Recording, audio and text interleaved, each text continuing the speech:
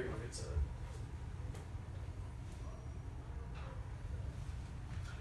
For many people working 9-to-5 jobs and living an average day-to-day life, it's difficult to understand the reality of a deployed soldier. There are many American bases in Iraq and Afghanistan. Some have movie theaters, coffee shops, convenience stores, barber shops, dining facilities that are open 24 hours. Some even have spas where you can get a massage or a manicure. Some of these bases, if they can even be called bases, have very little to no luxuries. These are called COPs, or combat outposts. And Cop Keating, which was on the Afghanistan and Pakistan border, had very little luxuries. They had one hot meal a day. They only had electricity run by generator for a few hours a day. And they were surrounded by mountains on all sides in a small basin outside the village of Kamdish, Afghanistan. Cop Keating also sits at 7,000 feet in elevation. I'm going to tell you about the eventful day of October 3rd, 2009, when 60 American soldiers found themselves outmanned and outgunned by 300 seasoned and dedicated Taliban fighters. That's a 1 to 5 odds. This seems kind of absurd to think about and seems very unfair, but that's what happened to the soldiers at Cop Keating on October 3rd, 2009. The Battle of Kamdesh began at 3 a.m. and was initiated by 300 heavily armed Taliban fighters. The battle lasted an entire day and resulted in 8 American soldiers killed in action compared to an estimated 150 dead Taliban. Over half the American soldiers received medals for valor, including 2 who were awarded with the nation's highest military award, the Medal of Honor. The fierce battle of Kamdesh began when 300 Taliban fighters surrounded Cop Keating armed with rocket-propelled grenades, AK-47s, mortars, and RPKs, or light machine guns. The attack was initiated with rocket-propelled grenades and mortars and was directed on strategic areas of the Cop, such as the mortar pit, an observation post, which was located directly near the Cop, so that way soldiers from the Cop could overwatch some of the mountains, and the ECP, or entry control point, which is the front gate. The attack was so fierce and sudden that the Taliban fighters were able to breach their perimeter and enter the Cop in less than 1 hour. The Afghan National Forces, partnered with American soldiers, immediately abandoned their positions and left the Americans to defend themselves. After consolidating into small teams, the American forces were able to push the Taliban fighters back out to the perimeter and then proceed to call in effective airstrikes and close air support from attack helicopters. When the Taliban breached the perimeter of the FOB, as soon as they got inside Cop Keating, they set fire to several buildings, including most of the barrack buildings. There was only 2 buildings that were not on fire. The American soldiers at Cop Keating assembled on those 2 buildings, organized into small teams, and drove the Taliban outside the perimeter.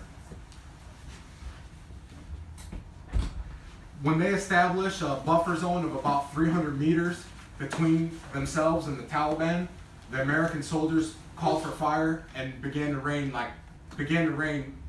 airstrikes they lasted all day. Over 8 hours, they were calling in airstrikes and mercilessly pulverizing the Taliban.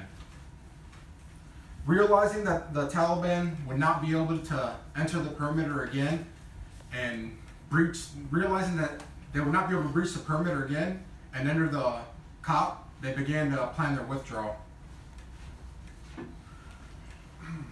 When the Taliban began to withdraw all their forces around Cop Keating, only then did the American reinforcement arrive.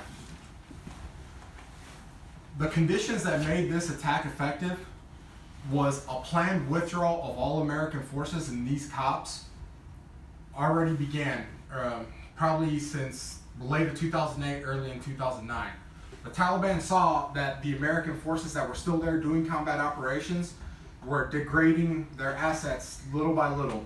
They knew that they were exposed, and they waited. They waited until some of these bases were so isolated from any other support that they assembled dozens, in this chance hundreds, estimated 300 fighters on Cop Keating.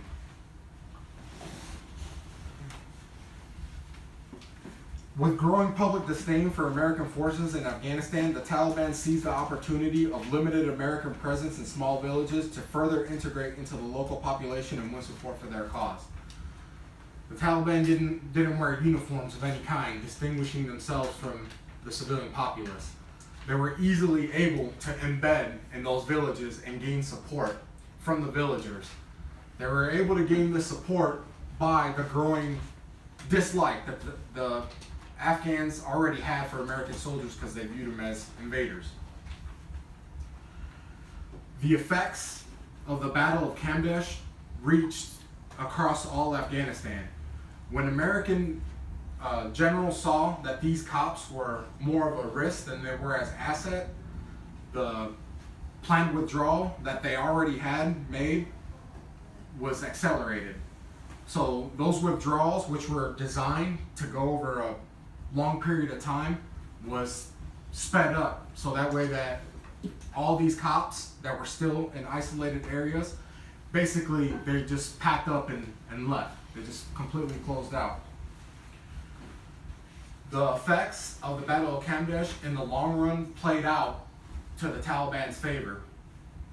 Although the vast number of Taliban were killed by the American soldiers, the planned withdrawal of American forces showed the population in Afghanistan that the Taliban could gain long-term victories over the U.S. Witnessing the withdrawal of American forces at the Cops, the Afghan populace began to distrust the American presence even more. Although the Battle of Kamdesh highlighted some of the finest example of American soldiers and was a crushing defeat for the Taliban, it turned to benefit the Taliban in the long run. Realizing that the isolated Cops were putting American forces in unnecessary risk, the higher Army command saw the need to close these Cops down as fast as possible. Since there was really no way to close the Cops down without putting American soldiers in some amount of risk, many of the Cops were closed hastily and they left behind ammunition and military equipment. As I mentioned before, 2 soldiers were awarded the Medal of Honor during the Battle of Kamdesh.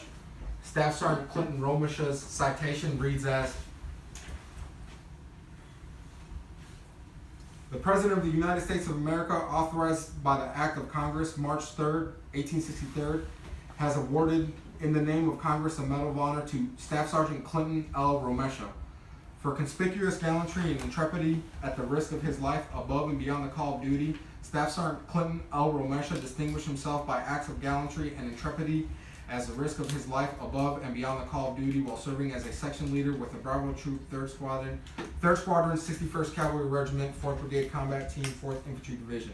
During combat operations against an armed enemy at Combat Outpost Keating, Kamdesh District, Nuristan Province, Afghanistan on October 3rd, 2009. On that morning, Staff Sergeant Romesha and his comrades awakened to an attack by an estimated 300 enemy fighters occupying the high ground on all 4 sides of the complex, employing concentrated fire from recoilless rifles, rocket-propelled grenades, anti-aircraft machine guns, mortars, and small arms fire.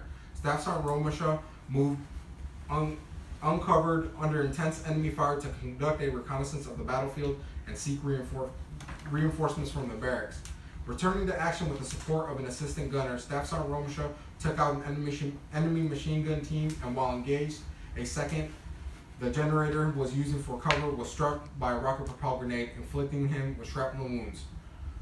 Staff Sergeant Romesha was behind cover while he was conducting enemy airstrikes. At several times, Staff Sergeant Romesha pushed out to where wounded was, and he called medevac to airlift the wounded personnel out of that area.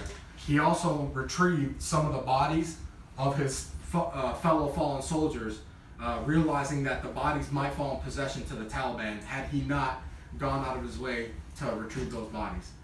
Staff Sergeant Romesha's actions reflect great credit on his unit and the Army, and they display what a fine American soldier looks like under the intense fire of combat.